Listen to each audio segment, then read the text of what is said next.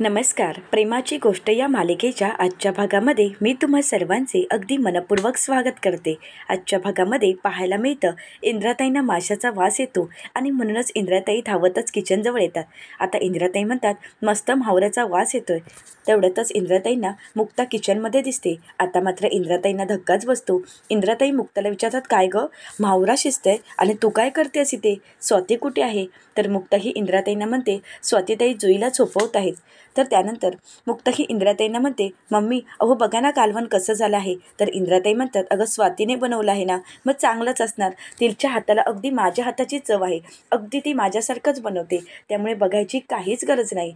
तर मुक्ता म्हणते, नाही मम्मी, मी बनवलं आहे. आता हे ऐकून इंद्राताईंना धक्काच बसतो. इंद्राताई विचारतात, काय? तर मुक्ता म्हणते, हो मम्मी, मी बनवलं आहे. तर इंद्राताई मुक्ताला म्हणतात, खोटं का बोलतेस गं?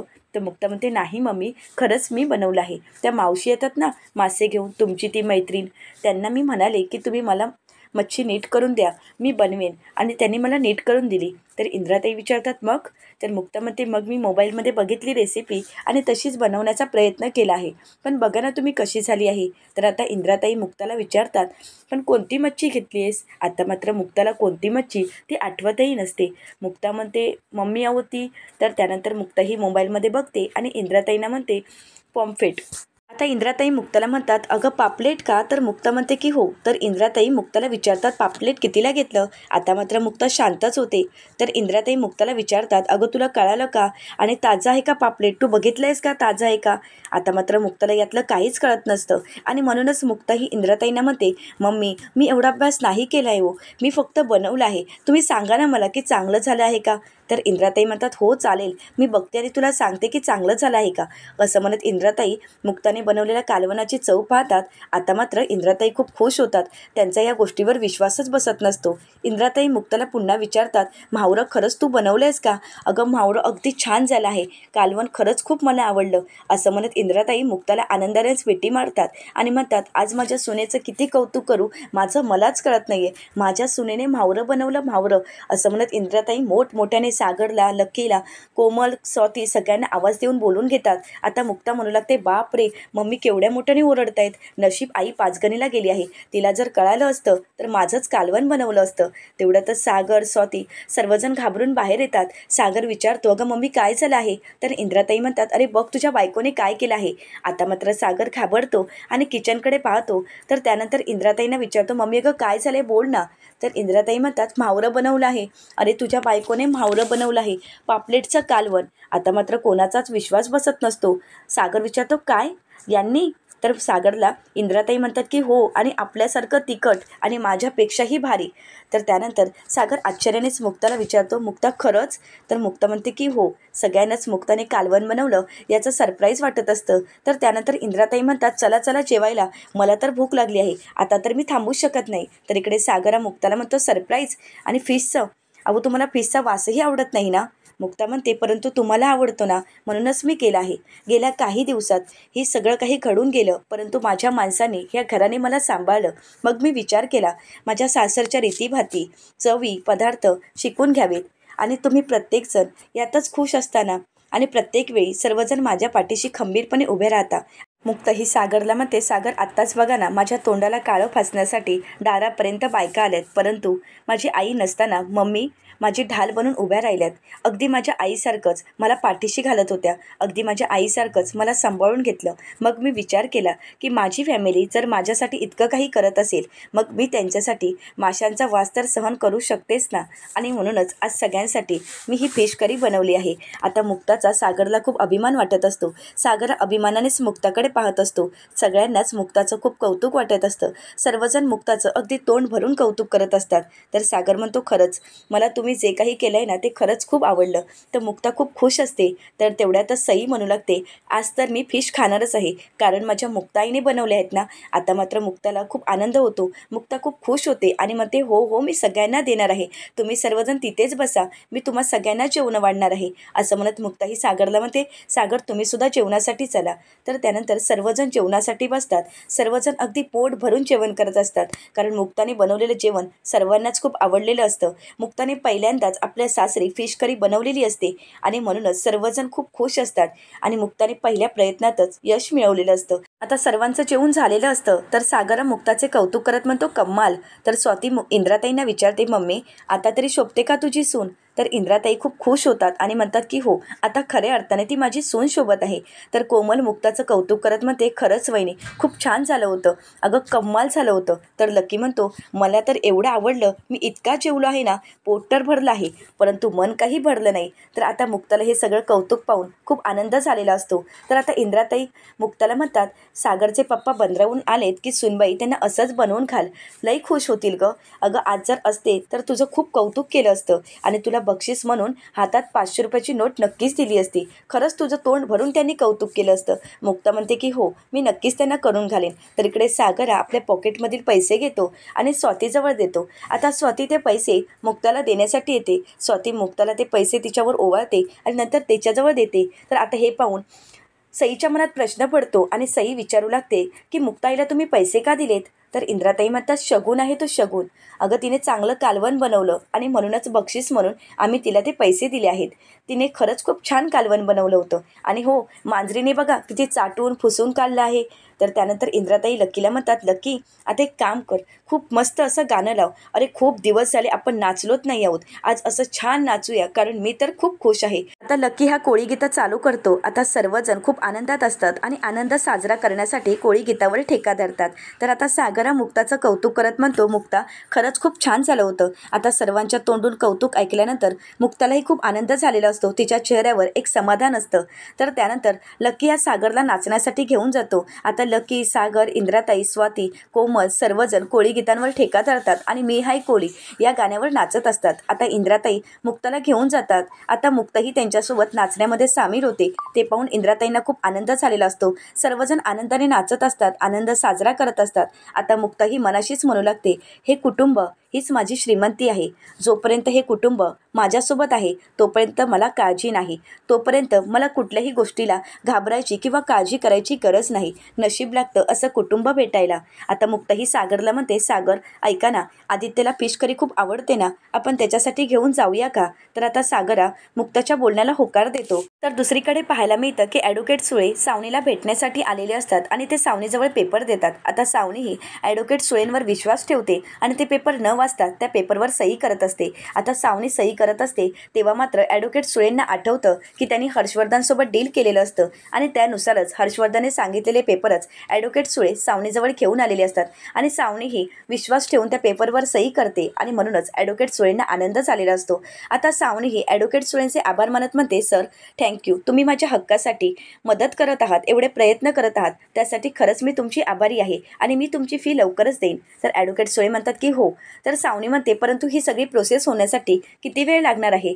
तर ते म्हणू लागतात की सरकारी काम आहे, थोडा वेळ लागेल, परंतु मी तुमच्या हक्कासाठी नक्कीच प्रयत्न करेन. जेवढे प्रयत्न मला करता येतील तेवढे मी नक्कीच करणार आहे. तर मुक्ता म्हणते, ठीक आहे, परंतु लवकरात लवकर माझे अधिकार मला मिळायला हवेत. असं म्हणत ॲडव्होकेट सुळेंचे ते आभार मानते. तर ॲडव्होकेट सुळे निघून गेल्यानंतर सावनी म्हणू लागते, आता हर्ष तुला कळेल, मला जे हवं आहे ते मी मिळवूनच शांत होईल, तोपर्यंत मी शांत होणार नाही. सावनी खूप खुश असते. परंतु दुसरीकडे ॲडव्होकेट सुळे हर्षवर्धनला कॉल करतात आणि म्हणतात, साहेब काम झालं आहे, सावनीने त्या पेपरवर सह्या केल्या आहेत आणि सावनी मॅडमच्या मी सह्याही घेतल्या आहेत आणि ते पेपर मी लवकरच तुम्हाला आणून देत आहे. आता मात्र हर्षवर्धनचं काम ॲडव्होकेट सुळे यांनी केलेलं असतं. तर दुसरीकडे पाहायला मिळतं दरवाजाची बेल वाजते आणि म्हणूनच सावनीही दरवाजा उघडून पाहते तर सागर आणि मुक्ता आलेले असतात. आता सागर आणि मुक्ताला पाहून सावनीला खूप राग येतो. सावनीही सागर आणि मुक्ताला विचारते की काय आहे, सतत तुम्ही माझ्या मागे मागे का येत असता? तर सागरा सावनीला म्हणतो, एक गोष्ट लक्षात ठेव, आम्ही तुझ्या मागे मागे येत नाही आहोत आणि तुझ्या मागे कोण येतंय गं? आम्ही तर आदित्यसाठी आलो आहोत. आदित्यला फिश करी आवडते आणि म्हणूनच ती घेऊन आलो आहोत. आदित्य कुठे आहे? तर सावनी ही सागरला म्हणते की आदित्य शाळेत गेला आहे आणि तसंही तुमच्या उपकारांची मला गरज नाही. फिश करी आवडते ना माझ्या मुलाला, मग मी कुठल्याही चांगल्या हॉटेलमधून रेस्टॉरंटमधून मागून त्याला देऊ शकते आणि तो माझा मुलगा आहे. मग माझ्या मुलाला काय आवडतं ते मी त्याला नक्कीच मागवून देऊ शकते. मी त्याची चांगल्या पद्धतीने काळजी घेऊ शकते. तर त्यानंतर सागर म्हणतो की हो, तू तेवढंच करू शकतेस, कारण ज्याची आई तुझ्यासारखी आहे त्या पोराला घरचं ताजं अन्न मिळण्याची शक्यता शून्यच. तर त्यानंतर सागर सावनीला विचारतो, आता मला एक सांग, किती दिवस असं हॉटेलच्या रूममध्ये माझ्या मुलाला अडकवून ठेवणार आहेस? तर सावनी तोऱ्यातच म्हणते, थोडेच दिवस, फार दिवस नाही, कारण थोड्याच दिवसात मी एखादा बंगला वगैरे घेणार आहे आणि त्यामध्ये नक्कीच एक चांगला कुक ठेवेन, म्हणजे तुम्हाला असं जेवण घेऊन यायची गरज नाही. गरमागरम छान जेवण त्याला नक्कीच मिळू शकतं. तर सागर म्हणतो की हो का? तर सावनी म्हणते की हो. तर त्यानंतर सावनी ही सागरला म्हणते की तुम्ही जाऊ शकता. तर आता सागर सावनीला म्हणतो, हर्षने घराबाहेर काढलं, आयुष्यातून बाहेर काढलं, आजपर्यंत तोच तर पोसत होता ना, मग आता या सर्वांचं इन्कम काय आहे? तर सावनी म्हणते, का तुझ्या बायकोने तुला सांगितलं नाही का? हर्षची अर्धी प्रॉपर्टी माझ्या नावावर आहे, कारण अशा लिगल पेपरवर डॉक्युमेंटवर मी सह्या घेतल्या आहेत आणि त्यामुळे तुम्हाला काळजी करायची गरज नाही. आणि तसंही तुम्हाला काय वाटतं, त्या हर्षला काय वाटतं, याने काहीही मला फरक पडत नाही. मी जशी आहे तशी खूप चांगली आहे आणि माझ्याजवळ खूप पैसा आहे. माझ्याजवळ पैशाची कमी नाही आहे. त्यामुळे तुमच्या दयेची मला गरज नाही. परंतु मला एक सांग, तुम्हाला कशाला हव्यात नसत्या चौकशा? सागर म्हणतो, 1 मिनिट सावनी. तर सावनी म्हणते, तू शांत राहायचं सागर, मला तुमचं काही ऐकून घ्यायचं नाही. तुम्ही इथून निघालात तरी चालेल. असं म्हणत सावनी आतमध्ये येते. आता सागरला मुक्ता शांत करते.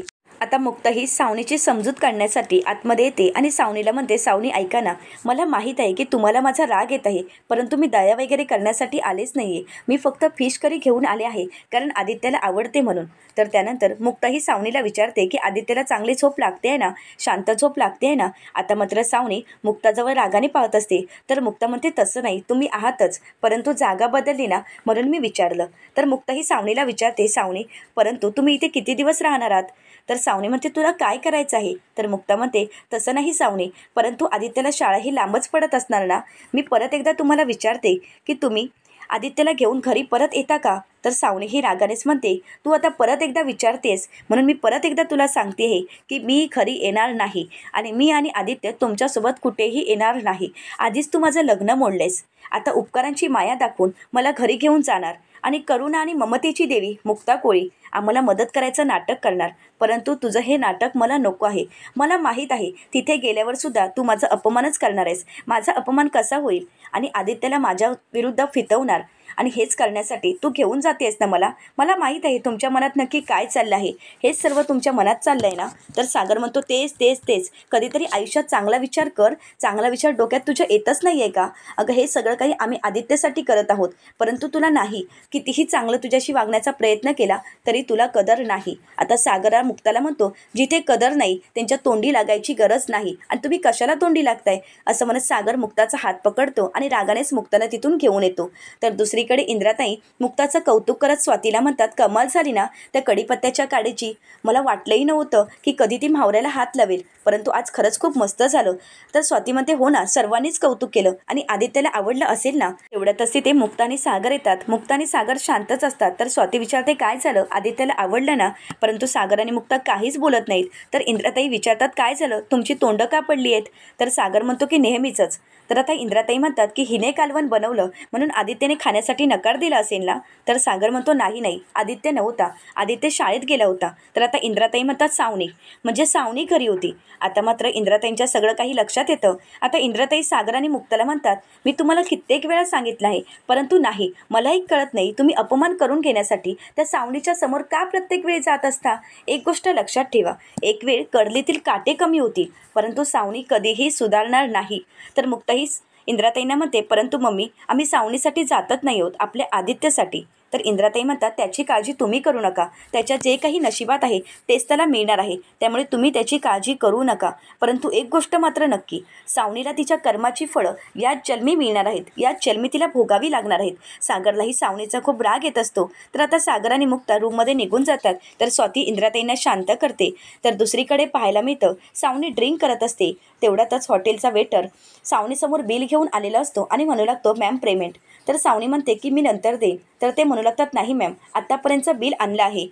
तर सावनी म्हणते, ठीक आहे, मी नंतर करेन ना. तर वेटर म्हणतात, तसं नाही मॅम, तुम्हाला आत्ताच करावं लागेल, कारण आम्ही पेमेंट लगेच घेत असतो, परंतु आज दुसरा दिवस आहे, त्यामुळे तुम्हाला पेमेंट करावंच लागेल. तर सावनी म्हणते की हो, करते मी. असं म्हणत रागाने सावनी त्यांच्या तोंडावर पैसे फेकत म्हणते, हे घ्या, झालं ना, मग आता इथून निघा. परंतु ते म्हणू लागतात, मॅडम, अहो तुम्ही किती कमी पैसे दिले आहेत, 5,000 कमी आहेत. तर सावनी म्हणते, हो, मी ते नंतर देईन. ते म्हणतात की नाही, तुम्हाला हे आत्ताच पैसे द्यावे लागतील. तर सावनी म्हणते, तुमच्या हॉटेलचं नाव रॉयल आहे, परंतु तुमची फॅसिलिटी रॉयल आहे का? नाही ना, आणि मी कुठे पळून जात नाही आहे, हे घ्या पैसे. असं म्हणत सावनीने थोडे पैसे तर दिलेले असतात, परंतु वेटर पुन्हा एकदा पैसे मागत असतो. तेव्हा सावनी म्हणते देते. असं म्हणत सावनी ते पॉकेट खोलून पाहते, परंतु सावनीच्या पॉकेटमध्ये पैसेच नसतात. आता मात्र सावनीला धक्का बसतो. सावनीला आठवतं की जेव्हा सावनीने आपली कार्ड्स वगैरे पाहिलेली असतात तेव्हा सगळी कार्ड्स बंद झालेली असतात आणि आता सावनीजवळ एकही रुपया नसतो. आता मात्र सावनी घाबरून गेलेली असते. सावनी पॉकेट लगेच बंद करते आणि म्हणते की हो, मी तुमचे पैसे लवकरच देणार आहे, निघा इथून. असं म्हणत ते वेटरला बाहेर काढते. आता सावनीही हर्षवर्धनला फोन करण्याचा प्रयत्न करत असते, परंतु हर्षवर्धन काही फोन उचलायला तयार नसतो. सावनी म्हणू लागते, काय चाललंय हर्ष, तुला मी एवढा फोन करण्याचा प्रयत्न करते, तू का उचलत नाहीस. आता सावनीची खूप चिडचिड होत असते आणि म्हणूनच सावनी ॲडव्होकेट सुळे यांना फोन करते आणि म्हणू लागते, ॲडव्होकेट सुळे तुम्ही कुठे आहात. तर ॲडव्होकेट सुळे विचारतात, काय झालं मॅडम, तुम्ही एवढ्या का चिडत आहात माझ्यावर. तर सावनी म्हणते, तो हर्षवर्धन अधिकारी माझा फोन उचलत नाही आहे, त्यामुळे मला आता पैशांची गरज आहे, माझ्याजवळ अजिबात पैसे नाही आहेत, त्यामुळे आत्ताच्या आत्ता त्या हर्षवर्धनला मला पैसे द्यायला सांगा. तर ॲडव्होकेट सुळे म्हणतात, सॉरी मॅडम, परंतु तुमचं काम होऊ शकत नाही. हर्षवर्धनच्या प्रॉपर्टीवर तुमचा कुठल्याही प्रकारचा हक्क नाही आणि तुम्हाला हक्क मिळूही शकत नाही. आता मात्र सावनीच्या पायाखालची जमीनच सरकते. सावनी म्हणते, काय, आणि हे तुम्ही मला आत्ता सांगताय का. मला काही माहीत नाही, मला माझा हक्क हवा आहे आणि तो मिळवण्यासाठी मी काही करेन. आता ॲडव्होकेट सुळे रागाने सावनीचा फोन कट करतात. आता सावनी अजून चिडलेली असते आणि म्हणू लागते, माझा फोन आणि हे कट करतायत, मी कोण आहे माहीत आहे का. सावनी आहे सावनी, ह्याची हिंमतच कशी झाली फोन कट करायची. आता मात्र सावनीला काही सुचत नसतं. पैशाची व्यवस्था कुठून करावी हे सावनीला काही सुचत नाही. म्हणून सावनीही त्या विचारामध्ये अजून ड्रिंक करते आणि म्हणते की नाही, आता ह्या कोणालाही मी सोडणार नाही, माझ्या आयुष्याची बर्बादी करणाऱ्याला मी सोडणार नाही. असं म्हणत सावनी पुन्हा पुन्हा ड्रिंक करू लागते. म्हणता म्हणता पूर्ण बॉटल संपलेली असते. सावनी पाहते तर बॉटलही संपलेली असते. आता मात्र सावनी विचार करते आणि रागानेच राग व्यक्त करण्यासाठी ती बॉटल फेकून देते आणि ती बॉटल तिने दरवाजाजवळच फेकलेली असते. तेवढ्यातच वेटर आणि हॉटेलचे मालक मॅडम आतमध्ये येतात आणि पाहतात तर सावनीने अस्ताव्यस्ता सगळीकडे काचा फेकलेल्या असतात. ते पाहून त्या सावनीला जाब विचारत म्हणू लागतात, मॅडम हे काय आहे.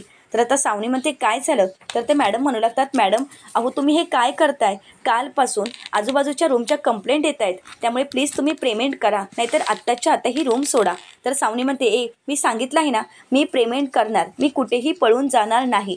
तर ते मॅडम म्हणतात, या हॉटेलच्या रेप्युटेशनचा प्रश्न आहे, त्यामुळे तुम्हाला आता पेमेंट करून इथून निघावं लागेल. तर सावनी म्हणते, रेप्युटेशन तुम्हाला माहीत तरी आहे का, मी सावनी आहे सावनी, हे तुमचं हॉटेल आहे, मी एक ना एक दिवस विकत घेऊ शकते. तर त्या मॅडम म्हणतात की हो घ्याल तेव्हा घ्याल. तर सावनी म्हणते, हर्षवर्धनने पैसे दिले ना की हे हॉटेल मी नक्कीच विकत घेणार.